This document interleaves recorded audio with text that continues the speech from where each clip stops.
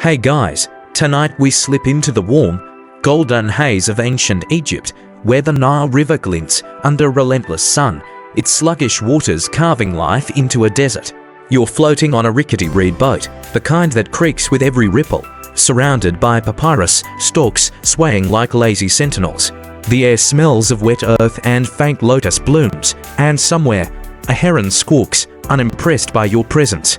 This is no pharaoh's gilded barge, you're just another soul bobbing along, hoping not to tip into the crocodile-infested shallows. Spoiler, you probably won't survive a swim here, not with those toothy locals eyeing your splashy paddle. So, before you get comfortable, take a moment to like the video and subscribe, but only if you genuinely enjoy what I do here. Drop a comment with your city and local time. I'm curious where you're drifting off from tonight. Now, dim the lights, maybe turn on a fan for that soft background hum, and let's ease into tonight's journey together.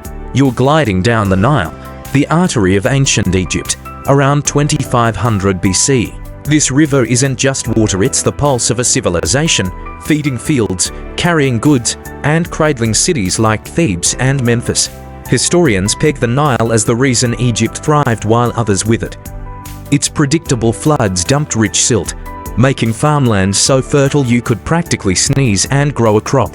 You notice farmers on the banks, knee-deep in mud, tossing barley seeds with a rhythm that feels older than time. Their tunics are damp, their faces sun-creased, but they're chatting, maybe about the harvest or that one guy who swore his cow spoke to Oman last week.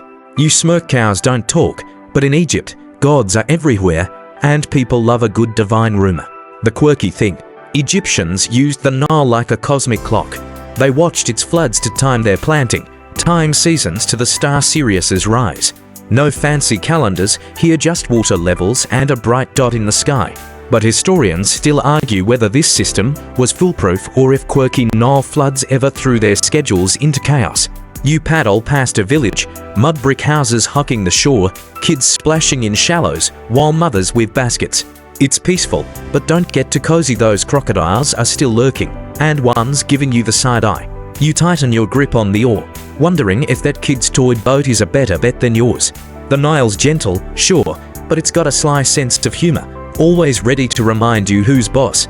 You pass a fisherman casting nets, his movements slow, almost hypnotic. He's probably been at it since dawn, hauling in tilapia while muttering about the river's mood.